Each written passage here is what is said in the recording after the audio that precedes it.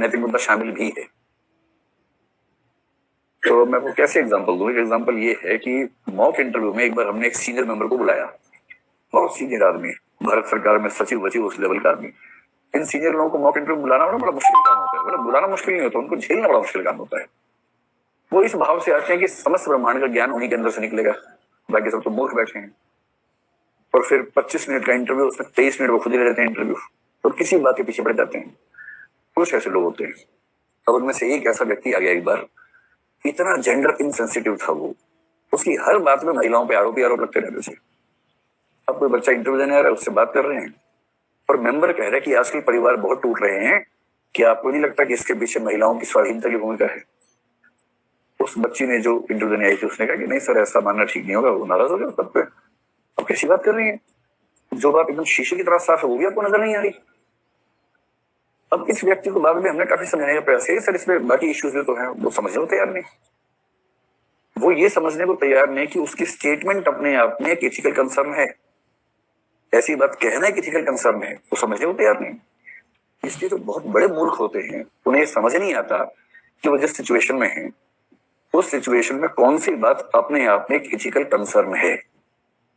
एक mock interview मैंने एक बच्चे से पूछा, मैं कई बच्चों को दुखी करने के लिए सवाल पूछता हूँ। एक बच्चा ना, उसको देख के लग गया कि वो थोड़ा सा जातिवादी किस्म का है। आप किसी से नाम पूछो और कोई आदमी नाम से ज्यादा तेज आवाज में सरनेम बताए ना, तो दबाव हो जाता है। जैसे कोई आपका नाम क्या है? जी मोहित शर्मा। ठीक है, मैंने इतना जोर से क्यों बोल रहा हूँ? ठीक है मोहित शर्मा हो, पर शर्मा पे मोहित से ज्यादा जोर अगर आने लगे तो इसका मतलब है कि उसके मन में कहीं ना कहीं बैठा है कि मोहित सामान्य बात है, शर्मा खास बात है। तो ऐसे कई बच्चे होते हैं, कोई अपने धर्म को लेकर ऐसा होता है, कोई अपने क्षेत्र को लेकर ऐसा हो सकता है। तो हमने उससे एक प्रश्न पूछा।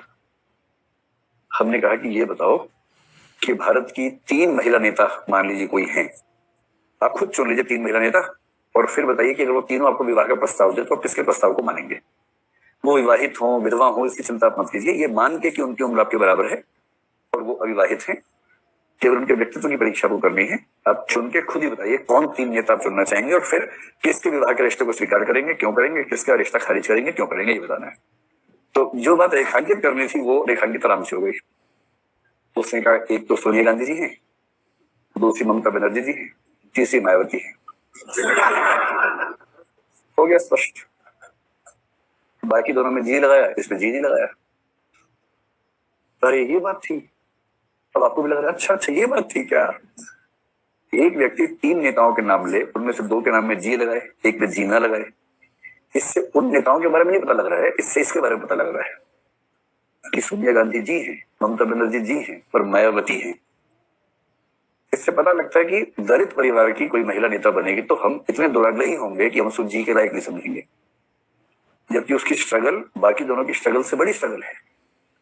पर हमारे जातीय आग्रह इतने गहरे बैठे हैं कि हम उसको इस लायक मानेंगे ही नहीं कि हम जी रहे हैं उसके नाम में। अब ये इस व्यक्ति को समझ नहीं आ रहा कि उसकी स्टेटमेंट में एथिकल कंसर्न है। इससे पूछो कि 3 महान नेता बताओ, जी वल्लभ भाई पटेल और डॉक्टर अंबेडकर और पंडित नेहरू। क्यों पंडित? क्यों पंडित भाई? जवाहरलाल नेहरू क्यों नहीं? पंडित होने का महत्वपूर्ण क्यों है?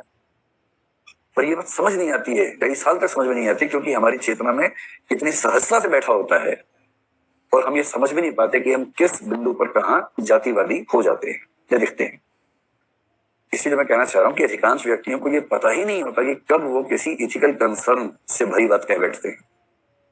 तो जब आपसे पूछते हैं कि नैतिक मुद्दे कौन से हैं, वो ये देखने के लिए कि आप उस सिचुएशन में नैतिक अनैतिक मुद्दों को देख भी पा रहे हैं या नजर ही नहीं आ रहे हैं मुद्दे आपको।